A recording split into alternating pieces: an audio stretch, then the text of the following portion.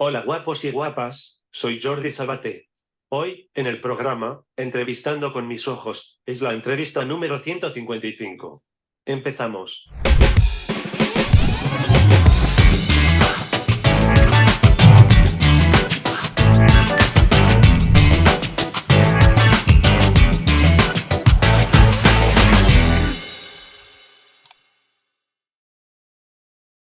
Hoy tengo el placer de entrevistar a una persona que es un ejemplo para el mundo. Ella se define como una superviviente, y yo estoy completamente de acuerdo con su definición, ya que ha sobrevivido al maltrato y abuso infantil, a la adicción de las drogas y a intentos de suicidio.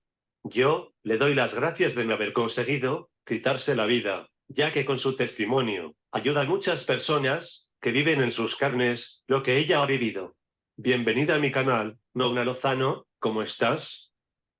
Pues muy bien, aterrizando de las vacaciones, un viaje muy interesante que estuve en Argel, un viaje intenso y aún ubicándome, aún estoy en proceso de ubicación. En primer lugar, me gustaría que nos contaras actualmente a qué te dedicas, aparte de ayudar al mundo con tu testimonio, claro, y no como los concursantes de supervivientes, claro, jajajajaja. Pues humildemente terminé ya todo lo que tiene que ver con el derecho. Lo que hice fue la carrera, luego el máster de abogacía, el examen de acceso a la abogacía, también hice el máster en reestructuración empresarial, pero el derecho no es lo que más me gusta del mundo a nivel práctico, a nivel teórico me flipa, a nivel práctico no tanto, y ahora estoy colaborando con diferentes fondos de inversión y compañías internacionales a la hora de crear las conexiones, sobre todo para llevarlas justamente a otros países.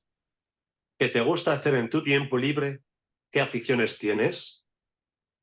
Bueno, soy multitask, Jordi. O sea, yo a veces digo soy un poco Windows, porque es que me gustan muchas cosas. El deporte, el deporte me gusta muchísimo, me gusta cocinar, me gusta leer, me gusta escribir, escribo a mano porque me relaja, me permite estructurar ideas. También me gusta mucho ir a museos y ver animales. Me gusta ver animales. Es una cosa, por las mañanas que voy a ver a los patos al retiro, pues es una cosa que me sienta bien, es un hobby, ver patos, me gusta ver patos. Y además creo que es bueno no tener pocos hobbies, sino muchos y que te disfrutes. Es como un jardín con muchas florecillas diferentes. ¿Has sufrido maltrato y abuso sexual infantil? ¿Crees que hay personas que lo han sufrido y lo sufren y no son capaces de decírselo a nadie por miedo o vergüenza por el que dirán? En el caso que sí lo creas, ¿qué mensaje les darías? Bueno, es que yo he estado ahí. Yo he estado 28 años prácticamente de mi vida, porque el maltrato exactamente no sé cuándo empieza, el abuso sí, así que calculemos que debí estar al menos unos 16, 17 años callada, sin asumir, sin integrar en mi mente lo que había ocurrido. Entonces, como se podría decir en inglés, been there, he estado ahí, he estado callada. En ese momento me hubiese gustado, si me pongo a pensar, ¿no? ¿Qué me hubiese gustado escuchar cuando yo estaba todavía ahí? Lo primero de todo es decirle a la persona que se tome su tiempo, porque cada una es un mundo, pero que confíe en que habrá alguien que le tienda la mano cuando lo diga. Y también es importante a esas personas recordarles, y si les sirve a alguno, que no son culpables de lo que pasó, porque a veces hay mucho sentimiento de culpa, pero está ese sentimiento. Entonces es importante decir, no somos culpables de lo que nos pasó. Sí podemos hacer mucho como adultos para tender la mano a nuestro yo niño. Es muy bueno eso, cuando estás ya en el proceso de superación, cuando ya estás bien, dices, yo como adulta, qué maravilla, tengo la capacidad emocional de decirle a la niña, oye, ven, que ahora estoy aquí yo también para cuidarte. Y la puedo cuidar muchísimo. A la niña que yo fui la cuido un montón, bueno, no paro, no paro. O sea, la tengo muy presente. Y eso es lo que les puedo decir, que ellos ahora sí pueden. Y eso es chulo, pero sobre todo la de no culpa. muchos arrastrábamos durante mucho tiempo esa culpa, en terapia se hablaba, y es bueno que te lo digan de vez en cuando, aunque no lo hayas verbalizado, no hay culpa. Una de las cosas más duras, de las que dices que más duro ha sido, es cuando tenías adicción a las drogas. ¿Está relacionado el maltrato y abuso infantil con la adicción a las drogas? En mi caso sí, en mi caso pues hay una correlación directa porque además de las adicciones había dos de sustancia y una comportamental, que es la dependencia emocional, que fue la primera. Entonces, la dependencia emocional en mi caso está íntimamente ligada al maltrato físico y psicológico que viví de pequeña, bueno, hasta la adolescencia, y al abuso sexual infantil. Entonces, en mi caso sí. Como no me gusta hacer generalizaciones tan fuertes, hablo de en este caso sí. Además podéis verlo en internet, en el perfil, por ejemplo, de Noemí Pereda. Ella lo explica. Hay una correlación en estudios científicos, se explica de casos de maltrato infantil y abuso sexual infantil con personas que en edad adulta desarrollan una serie de problemas de salud mental, entre los que se encuentran las adicciones. También tiene mucho que ver el suicidio en edad adulta, también casos de maltrato en edad adulta, también TCAs. Hay un poco, digamos, a nivel ya ciencia, sí que se ve esa correlación, no tanto solo de drogas, sino de problemas de salud mental, porque claro, somos niños y niñas, crecemos, digamos, con las defensas emocionales ya bajas. ¿Qué consejo les darías a personas que son adictas a las drogas, que nos estén escuchando, que no encuentran el modo de salir de ese infierno y espiral de autodestrucción? Bueno, yo siempre he dicho que el adicto, además lo digo en mi caso y además porque yo estuve ingresada 4 meses y algo y después 1 año y medio de voluntariado, con lo cual en esos 10 meses pude conocer muchos casos. Y la mayoría compartíamos que a pesar de estar en esa espiral tan negativa, hay pequeños momentos de luz. Hay pequeños momentos que hay algo dentro que te dice que eso no, pues no está bien y que estás mal y que lo que tú crees que controlas, no controlas. Entonces vas viendo durante algunos segundos cómo ese se rompe y luego pues está el autoengaño, etcétera. Lo más importante es que el adicto en esos momentos pida ayuda cuando nota esa yo le llamo como que se rompía algo por dentro. Y además también las personas, por ejemplo, que tienen una dependencia emocional, también pueden pedir ayuda. Las adicciones como tal, tenemos que empezar a entenderlas como eso, como una enfermedad mental de la que se puede salir, primero queriendo y segundo pidiendo ayuda. Porque normalmente el adicto piensa que lo puede hacer todo por sí mismo. Es llegar diciendo, ah, yo lo haré, yo lo haré, yo lo dejo, pero luego patapam. Entonces es bueno decir, la primera fase es la humildad, es asumir que no puedes, que estás enfermo, que necesitas pedir ayuda.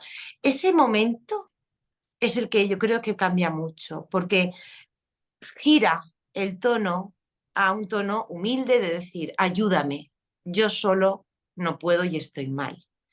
Y en esas palabras muchas veces la gente se espera, y me incluyo porque yo estuve ahí, es decir, me van a decir, la familia es feliz cuando el adicto pide ayuda, los amigos son felices porque pueden tender esa mano que quieren tender y no saben cómo. Has intentado suicidarte y aunque sé que no lo volverás a intentar, que no se te ocurra volver a intentarlo sin que yo te dé permiso, ya que si tú lo haces, yo lo haré y sería una lástima, ya que yo no pierdo la esperanza de que me crezca pelo, jajajajaja. Bromas aparte, el suicidio, por desgracia, es algo cada vez más habitual en nuestra sociedad. ¿Qué les dirías a personas que nos están escuchando que tienen pensamientos suicidas? Lo primero de todo hay que recordar que tenemos el número 024, que pueden llamar y pedir ayuda. Es un número útil, está ahí, es una medida efectiva que se ha llevado a cabo y que ya es una realidad. Entonces, primero de todo, si alguien está en esa situación, que pida ayuda. A mí el consejo que siempre me dieron en esa fase tan negativa es, si tienes pensamientos chungos, es decir, suicidas, autolíticos, vete a urgencias, porque muchas veces la gente se queda encerrada. Yo me quedé encerrada en un bucle muy negativo, sobre todo ese 24 de enero de 2011.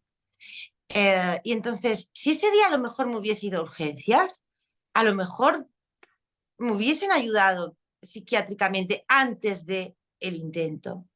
Pero si estás en el bucle es muy difícil salir. Entonces, es bueno decir, estoy en el bucle, me doy cuenta de que estoy en el bucle, me voy a urgencias. Y también me reitero con la parte de las adicciones y la parte del abuso. Pedir ayuda. Pedir ayuda. Y aunque parezca que no va a haber nadie, hay alguien. Y si no tenemos, por desgracia, se necesitan muchos más medios en la seguridad social. También avisar que estamos mal no nos hace ni más fuertes ni más valientes.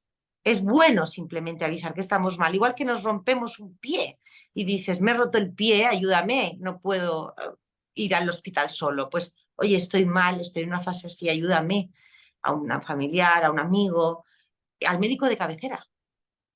Para acabar, ¿cómo puede ayudar la sociedad a evitar o tratar los casos de maltrato y abuso infantil? Es la pregunta que te agradezco que me hagas, porque es, yo creo, clave que la sociedad empiece a entender que los niños en España, los niños y niñas, pero bueno, los niños están olvidados. La violencia que se ejerce contra los menores no vende políticamente, con lo cual, por desgracia, en la actualidad quedan relegados a un segundo, como mucho, plano. Los estudios a día de hoy demuestran que hay 1 de cada 5 menores en España va a desarrollar, va a padecer, perdón, seguramente en estadística, una situación de violencia sexual. Eso no quiere decir que en cada clase, por ejemplo, de 25 niños haya 5, sino que hay clases donde habrá más, donde habrá menos, hablamos en términos estadísticos. Los niños no votan, con lo cual a veces dedicarles tiempo para según qué personas parece ser infructuoso. No se hacen apenas campañas de prevención. Las 2 que se han hecho en España a nivel nacional están enfocadas a los adultos, al adulto que sufrió siendo niño un abuso, o a los padres para el maltrato infantil.